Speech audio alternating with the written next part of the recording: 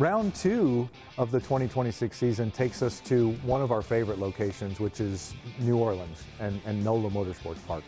We've been there a half a dozen times. I think 4 out of the 6 times we've been there, it's rained.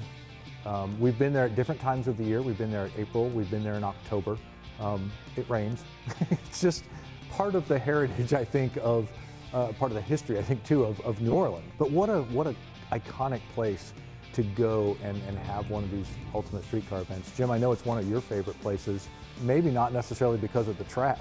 I've got family nearby, and like the metro area is considered also into Mississippi, so sometimes my family gets to come down. Sometimes we have it scheduled in close proximity to their Cruising the Coast event, and you can go over to Cruising the Coast right after that. But this time it's a little bit earlier in the season. I'm taking a boat there if everything goes as planned. Cross my fingers. No, that's because it rains all the time? No.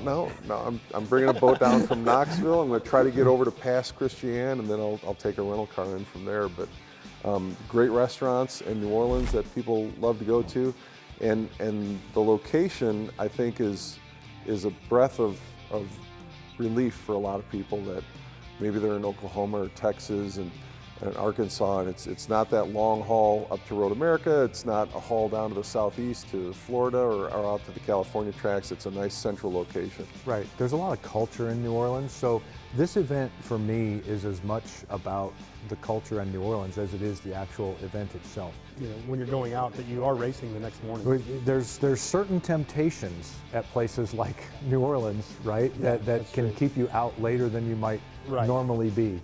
Yeah, and NOLA Motorsports Park is a purpose-built facility. So they've got a road course, they've got a skid pad.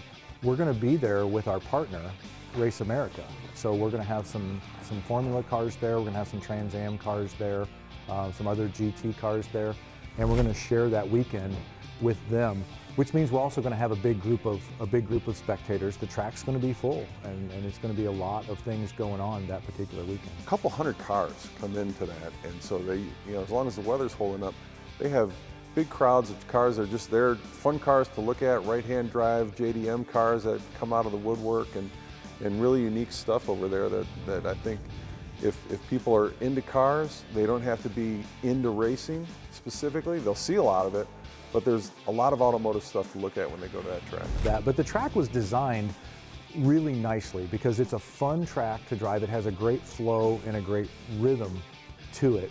There's a certain characteristic to that track. It has a big bump.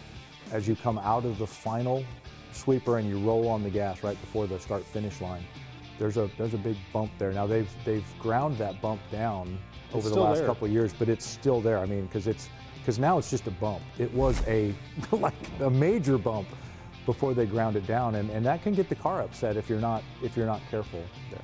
It's not particularly technical. If you go through, I find the turn 3 through 6 complex. If you go turns 3 through 6, there's an area there where if you're smart and you know the track, you have to short shift.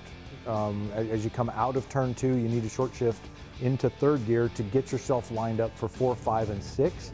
A lot of people want to brake before 6. You don't need to do that. From 5 to 6, you can just roll on the throttle all the way through there. But then it gets you into the S's, which have a really good rhythm, and then you're hard on the brakes before the final kind of, it's not really a hairpin, but it's a pretty sharp turn towards the final 3 turns before you come back onto the front straight. I remember it being a pretty forgiving track too, so if you do make some mistakes on a couple of those, yeah, there's not a lot of things to hit if you go off course. Mike Dussault went off track there, and he went so far off track that we had to get 2 tow trucks to put their cables together to get him back onto the track. It rained outside that you wouldn't be running your car.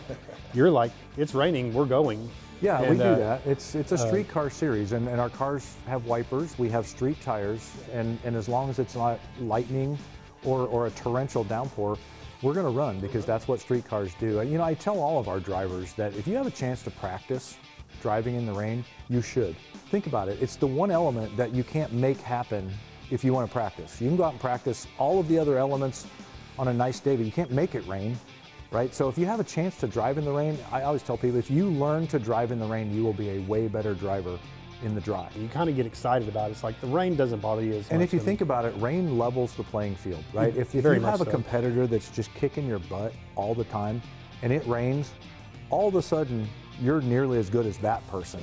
And if you've practiced in the rain or taken the opportunity to, and you embrace that, now all of a sudden the playing field is pretty level. Except if you have an all-wheel drive car.